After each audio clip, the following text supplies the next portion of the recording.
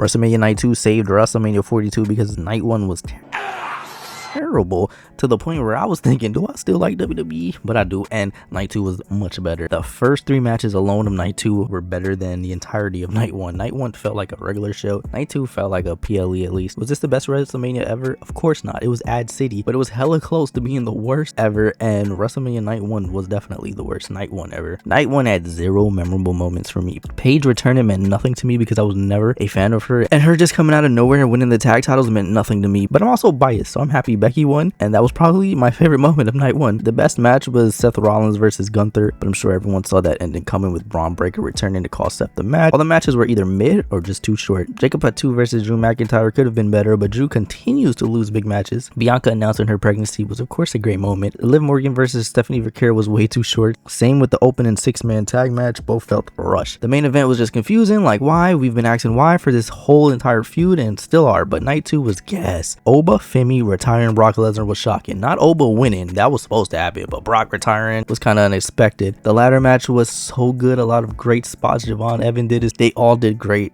and a big win for Penta. Trick Williams versus Sami Zayn was a fun match. Even with Little Yachty out there, Trick gets his WrestleMania moment winning the United States Championship. Finn Balor versus Dominic Mysterio was solid. It felt like forever since the Demon won a match, so you had to win this. Rhea Ripley versus Jade Cargill was a solid match. Blah results though. I'm sick of Io Sky being Rhea Ripley's sidekick, and Rhea winning is just a here we go again moment. The Cena, Danhausen, Miz, and Kit segment was fun. Always good to see John Cena, and I'm happy Kit Wilson got featured on the show in some way. CM Punk versus Roman Reigns in the main event was the only match that hit the 30-minute mark, and it was great, not gonna lie. I thought Punk was gonna win. If this title feels like the working man's World Heavyweight Championship, but Roman said he's not gonna be a part-timer, so him winning the title and being active with it should be great. WWE is always a little bit better when Roman Reigns is active. So that's it for me. How did you feel about WrestleMania 42? Comment, subscribe, like, all that, share, whatever.